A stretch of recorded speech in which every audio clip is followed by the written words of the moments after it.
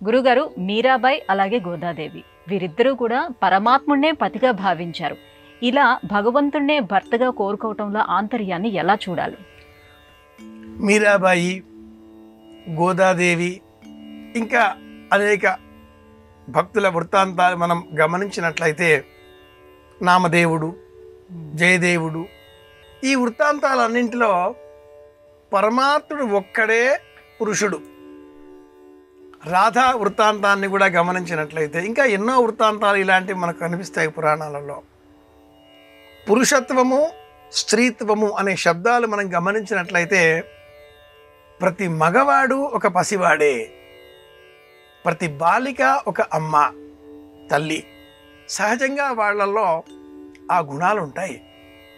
మగవాళ్ళందరిలో ఉండేటటువంటి ఈ పసితనపు ఛాయలు, పిల్లవాడిలాగా ఉండేటటువంటి స్వరూపం పురుషత్వం అనుకుంటారు, కానీ అది మళ్ళీ స్త్రీత్వానికే దగ్గరగా ఉంటుంది. జగత్తుకు మొత్తానికి పురుషుడి వలె ఉండే వ్యక్తి ఒకే ఒక్కరు, అతడు శ్రీమన్నారాయణమూర్తి. అతడిని చూస్తే అందరూ మోహపరవశులు కావలసిందే. అందుకే పుంసాం మోహన రూపాయ అని ఆ శ్రీమన్నారాయణమూర్తి అవతారాలలో పూర్ణ అవతారమైనటువంటి రామచంద్రమూర్తిని వర్ణించే సమయంలో పండితులు ఇలా అభివర్ణించి ఉన్నారు: పుణ్యశ్లోకాయ మంగళం. అలాంటి ఆ రాముడు మగవారికి కూడా మోహన భావనాదులు కల్పించేటటువంటి శక్తి సంపన్నతలు కలిగిన వాడు. అంటే అర్థం భౌతికమైన విశేషార్థంగా కాకుండా ఆధ్యాత్మికమైన అంతరార్థంగా మనం స్వీకరించాలి. ఒక దృశ్యం ఎంత రమణీయంగా ఉందో, ఒక కీర్తన, ఒక పాట చెవులకు ఇంపుగా ఉంటుంది, ఒక పదార్థం నాలికకు రుచిగా ఉంటుంది. అలాగే ఒక చల్లని ఆహ్లాదకరమైన వాతావరణం శరీరానికి హాయిని చేకూరుస్తుంది.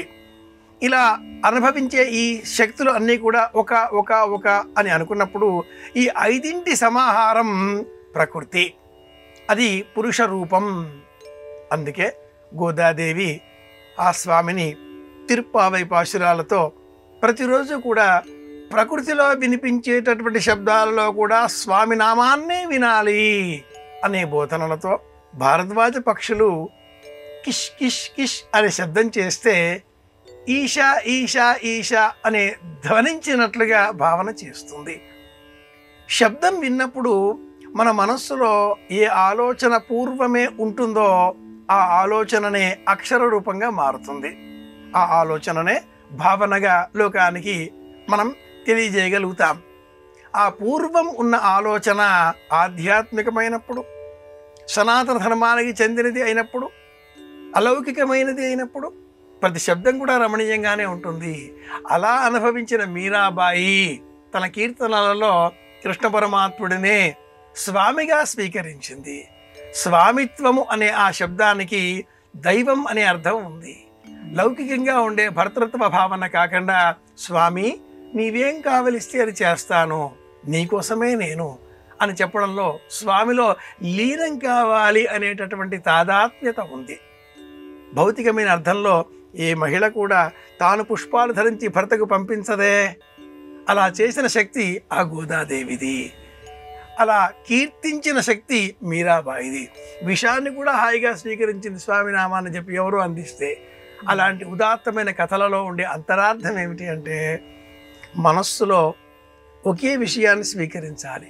సర్వం ఖల్విదం బ్రహ్మం అనే అర్థాన్ని తెలుసుకొని అంతా భగవత్ స్వరూపమే, మనం నిమిత్త మాత్రులం, మన చేత ఈ కర్మ నిర్వహింపబడుతున్నది అనే అర్థంతో మనం వ్యవహరించగలిగితే మన పెదవులపైన సదా చిరునవ్వు ఉంటుంది, మన ముఖంలో వెలుగు ఉంటుంది, మనం ఎప్పుడూ ఆనందంగా ఉండగలుగుతాం. మీరాబాయి, గోదాదేవి, ఇతర భక్తులు చేరినటువంటి ఆ స్థితి ఆనంద స్థితి, తాదాత్మ్య స్థితి. అది పొందడం కోసమే దైవాన్ని వారు స్వామిగా స్వీకరించారు.